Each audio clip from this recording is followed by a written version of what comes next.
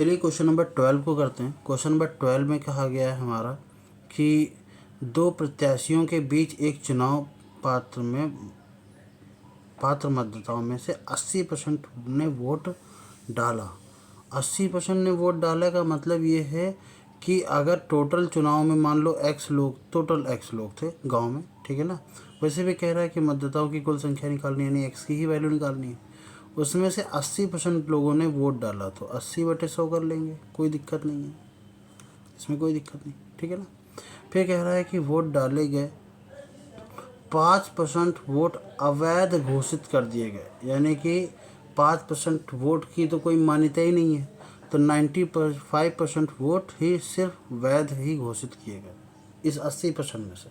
अब ये टोटल मत हो गए, ठीक है, जो डाले गए थे और जिनको सही करार दिया गया।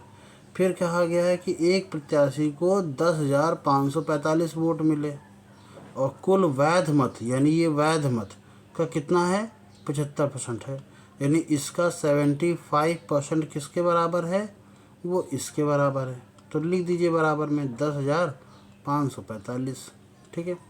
25 से काट दें, 25 नहीं 75, 25 चौको 100, 4 से इसको काट दें 20, 20 से इसको काट दें 5, 5 से इसको काट दें 19 पचे 95।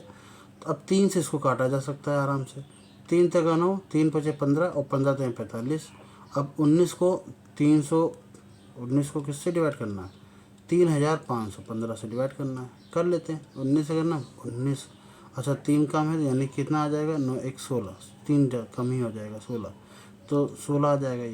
ये कितना आ जाएगा 1, 19 8 152, फिर ये कितना आ जाएगा 9 और ये 5, 19 पचे 95, 185 और ये 00 का मल्टीपल उधर हो जाएगा, तो यानी जब ये काटेंगे तो हो जाएगा 185 और ये 00, ठीक, मतलब 00 बाद में मल्टीपल हो जाएगा, तो x की वैल्यू कितनी आ जाएगी 18500, तो 18,500 टोटल लोग थे, जो कि हमारा ऑप्शन नंबर ए सही है, ठीक है। चलिए अगला क्वेश्चन करते हैं। अगले क्वेश्चन में कहा गया क्वेश्चन नंबर 13 में कि एक दुकानदार एक किताब की मौद्रिक मूल्य मतलब होता है मार्केट प्राइस MP, उसका 10% छूट देता है। 10% छूट देने का मतलब है वो अपनी किताब को 90% पर सेल कर रहा है, ये हो गया सेलिंग प्राइस। इसके बाद बेचने पर भी 12% का लाभ कमाता है, यानी कि जो कॉस्ट प्राइस है ना, कॉस्ट प्राइस, उस पर 12% का लाभ का मतलब है 112/100, ये हो गया है सेलिंग प्राइस, ये भी है सेलिंग प्राइस। तो क्या करूँ मैं, इस सेलिंग प्राइस को इस सेलिंग प्राइस के बराबर कर दूँ, यानी कि CP × 112/100, ठीक। तो ये 100 से ये 100 कट जाएगा। हमसे क्वेश्चन में पूछा गया है कि क्रय मूल्य और मौद्रिक मूल्य। क्रय मूल्य का मतलब होता है CP और मौद्रिक मूल्य मतलब हो गया MP, यानी कि मार्केट प्राइस, ठीक है। तो ये कितना होगा, तो ये 90/112 हो जाएगा। कितना हो जाएगा 90/112। 112 क्यों, क्योंकि CP के नीचे जो भी है डिवाइड में जाएगा, वो डिवाइड में लिखा हुआ है।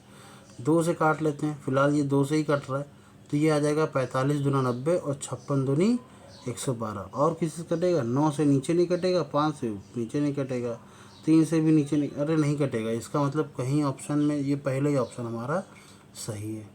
क्लियर हुआ। चलिए अगला क्वेश्चन देखते हैं। अगला क्वेश्चन नंबर 14 ये कह रहा है हमसे कि एक गोले के पृष्ठीय क्षेत्रफल कितना है, 64 पाई है, तो उसका आयतन कितना होगा। आयतन का मतलब है 4/3 पाई r³, यही तो होता है वॉल्यूम, ठीक। अच्छा पृष्ठीय क्षेत्रफल का मतलब हो गया सरफेस एरिया, वो कितना है 4 पाई r², तो ये 64 पाई है = 4 पाई r²। पाई से पाई कट गया, 4 से इसको काट दो, 16 चौको 64, r² की वैल्यू हो गई 16, तो r की वैल्यू कितनी आ गई 4, r की वैल्यू आ गई 4। अब यहाँ से r की वैल्यू रख सकते हैं हम लोग, तो 4 × पाई 4/3 पाई। अच्छा पाई की वैल्यू पाई के टर्म्स में है, इसलिए पाई की वैल्यू मत रखिएगा, ठीक है। 4 का क्यूब कितना होता है, 4 4 जा 16 और 16 4 जा 64, इसका 4 गुना करना है। 64 का दुगना 128, 128 का भी दुगना कितना हो जाएगा 256, और ये पाई के साथ आ जाएगा /3 आ जाएगा, सेंटीमीटर क्यूब लगाना मत भूलना। हालांकि कोई लिखो या ना लिखो, ये चेक कर लो बस। ठीक है, आ रहा है हमारा आंसर। नेक्स्ट देखा जाए। ओके, क्वेश्चन नंबर 15 देखते हैं। सॉरी, क्या यार, क्वेश्चन नंबर 15 कह रहा है कि कॉट में 75 की वैल्यू है 2 माइनस रूट 3। तो कॉट में 15 वैल्यू कितनी होगी? कॉट 15 की वैल्यू तो 2 प्लस रूट 3 होगी। हाँ, ऑप्शन ये आ तो रहा है। अरे तो चलो ठीक है, इसको बताते हैं। ठीक है, आपको ये पता है ना, ESTC ये होता है 90, ये होता है 180, ये होता है 270, ये होता है 0 या 360। ठीक है, और यहाँ पर ऑल पॉजिटिव, यहाँ साइन पॉजिटिव, यहाँ टेन पॉजिटिव, यहाँ कॉट पॉजिटिव। और जो 90 वाला लाइन होता है वो चेंज लाइन बोली जाती है। चेंज लाइन यानी कि वो क्या करता है, साइन को कॉस में, कॉस को साइन में, ठीक है, कॉट को टैन में, टैन को कॉट में, और सेक को कॉसिक में, कॉसिक को सेक में, ऐसे चेंज करता है। इसको ज़रा ऐसे चेक करता है क्या, कि इसको हमने लिखा टैन 90 माइनस, नहीं टैन क्यों लिखेंगे यार, टैन क्यों लिखेंगे, कॉट लिखेंगे। ठीक है, कॉट 90 माइनस 15 बराबर 2 माइनस रूट 3। ठीक है, कॉट 90 माइनस 15। कॉट किस में चेंज होता है? कॉट अगर कहीं लिखा है 90 माइनस थीटा तो वो हो जाता है टैन थीटा, ये हो जाता है। ये याद करना पड़ेगा। अगर आपने 10th में या 9th में 10th में आपने ट्रिग्नोमेट्री अच्छे से पढ़ी है तो आपको ये सी चीज़ें बहुत अच्छे से आती होंगी। ये कितना हो जाएगा? ये हो जाएगा टैन 90 माइनस थीटा यानी टैन थीटा टैन 15, और इसकी वैल्यू किसके बराबर है? 2 माइनस रूट 3 के बराबर है। इसको हम, और ये भी पता होगा कि tan theta is equal to 1 upon cot theta, तो इसको हम लिखेंगे 1 अपॉन कॉट 15, और इसकी वैल्यू कितनी हो जाएगी? 2 माइनस रूट 3।